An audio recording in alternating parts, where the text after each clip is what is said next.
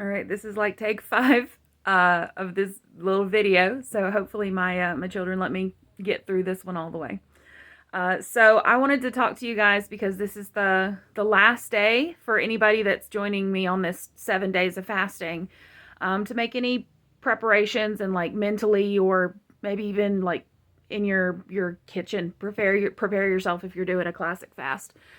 And I wanted to talk to you guys about what fasting is, from my experience that I've learned and that the Lord has taught me over the last couple of years, why we do it, and some ways to prepare and some pitfalls to avoid. So, what is fasting, and why do we do it? So, fasting is denying yourself something intentionally for a given period of time. Uh, Usually in the scriptures, it's food, but in more modern times, we will often do other things. And it's basically, if you've ever done an activation, if you've ever done Sachem, or if you're in a church, kind of like the Vineyard, where we do activations from time to time, where we practice a thing that, say we're practicing prayer or prophecy or something, we practice that in a controlled setting, and kind of get that experience under our belt, so that when we have to do it, or when the opportunity presents itself out in the wild, that we'll have kind of that muscle memory, so to speak. We'll have that experience to draw on, and it won't be so weird, you know. So I like to think of fasting as doing an activation in obedience. Basically, is what you want it to be. So the idea is you're going to take something that you will have an impulse toward. Often it's a very natural and healthy impulse. For example, the classic example is food. But I've also seen people fast from social media, from sugar. Um, People do Daniel fast, which is they don't eat meat. They'll just eat vegetables and that kind of thing. So, um, but you want something that you're going to have an impulse toward, and the reason you want to choose something that you have an impulse towards is because kind of the purpose of it is you're intentionally, in a controlled way, training your brain to choose God over your own impulses, the denying of self, and you're doing that in a safe and controlled way, so that when you have to do it out in the wild, out in the wider world, when maybe it isn't going to be so safe and controlled, it's a little more natural and it comes a little more easily because you've kind of worn that path in your mind. You've kind of renewed your mind in that way. Um, and so that's the purpose. That's the idea behind fasting. So like I said, people do different kinds. I'm not going to tell you what kind of fast I'm doing this time. I haven't always done the same kind. Uh, but I did want to share a couple pitfalls that I have, and I say this from experience because they're pitfalls I've personally fallen into, that you can fall into as you're preparing to fast, and how to avoid them. So the first one is basically just falling into the pride pitfall. I don't love telling this story because I don't come off looking great in it, but it is a perfect example.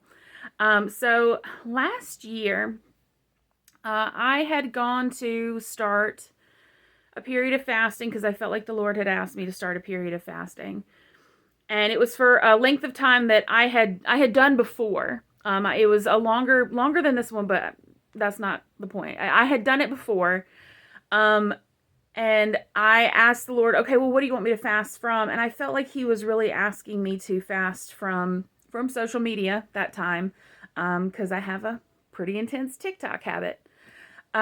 And I, in a very like prideful way, was like, that's a little too easy. Last time I didn't eat food for that amount of time. I think I'm gonna do both. I'm gonna go into this on hard mode because I can do it, and kind of almost like I liken it to the way that Moses like went to the rock and he was supposed to speak to it, but he hid it because that was what he had done before. It had worked, and it went bad, and this went bad for me. Never do anything in your own strength. That's not what this is about. So I attempted to do that particular fast, and it was one like I said, is one I had done before. And it had gone perfectly well the first time because God had actually asked me to do it that way the first time. But this time I started and I got less than a quarter of the way in and ended up curled up on my bed with horrible, horrible stomach cramps, just sobbing. And my husband, bless his heart, was like, I'm calling it. You're done. You're eating a cheeseburger. But that was because I didn't listen to what God was asking me. And that's your step one, is like, this is not about you. It's not about pride. It's not about proving that you can do it. It's about, is God asking me to do this? And if he is, then you're going to be obedient. This is like, ultimately it is basically like an activation in obedience. So, and there's no shame in doing a fast that's not the traditional fast if God is asking you to do something different. Rachel, our senior pastor, is going to be fasting with us, but she's going to not be doing the whole period. She's going to do a 3-day fast because that's what God has asked her to do, and that's amazing. Thank you, Rachel, for doing that with us. So step one, as you're preparing, ask the Lord what he wants you to fast from. Ask him what he wants it to look like, and kind of just go from there. It's just about obedience. And the second thing when I started trying to fast the first time, I think it was 3 or 4 years ago, my first 5 failed. I quit before I got done with my fasting period the first 5 or 6 times because I fell into this one particular very sneaky trap that the enemy kind of puts you toward. And it's he introduces confusion and then he hits you with shame. So what ended up happening, and I'll use the social media example because I've already talked about that. So in one of them, I was trying to do a social media fast, and I said, well, I'm not going to use any kind of social media for, I don't remember how long it was. And I got partway through and somebody sent me a song that was a YouTube video. And I sat there and kind of like how in the Genesis stories, like, did God really say not to eat of any fruit of the garden? So he's like, did you really, like, does this really count? If you're just listening to a song, does this count as social media?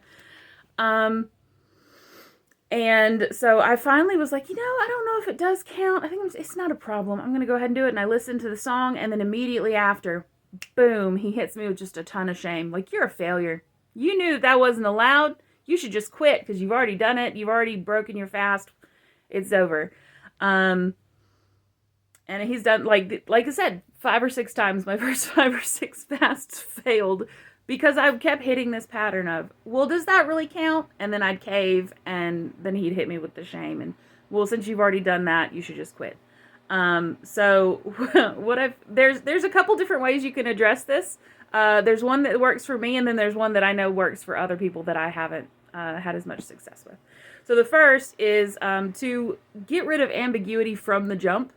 So now when I do a social media fast, instead of saying I'm going to fast from social media, I'll say I'm going to not open TikTok, Facebook, Twitter, Instagram, Tumblr, and I'll list out the specific apps and say I'm just not even going to open these, period.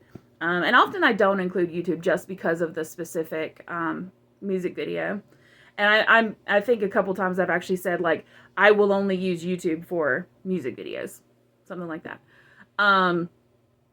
If I was doing food, you might say, I'm not going to eat anything with, I'm not going to have any solid foods, nothing with calories. You might say, I'm not going to, like, if you're doing sugar, I'm not going to eat sugar, but then I'm also not going to do artificial sweeteners. Or just, and like, to write it down, and try to make it as unambiguous as possible. So that's the strategy that has helped me a lot. The other thing that you can do is just in the moment, if the enemy goes, does this count though? Does this really count? Can you do this? Pause. Ask God, hey Jesus, hey Holy Spirit, I know I'm fasting from sugar. Does Coke Zero count? And wait for him to give you an answer. And until he gives you an answer, assume that the answer is no. So yeah, I hope that was helpful. I'm excited to get started on this. It's going to be 7 days starting from tomorrow morning and going until the family supper, which I think is just desserts, but we're going to do communion together on Friday night at 6:30. So really just what we're praying for is we're praying that the Lord will prepare our hearts, us personally and our church as a whole, for what Dr. Morphew is bringing. And it's going to be awesome. It's going to be really exciting. So I love you guys.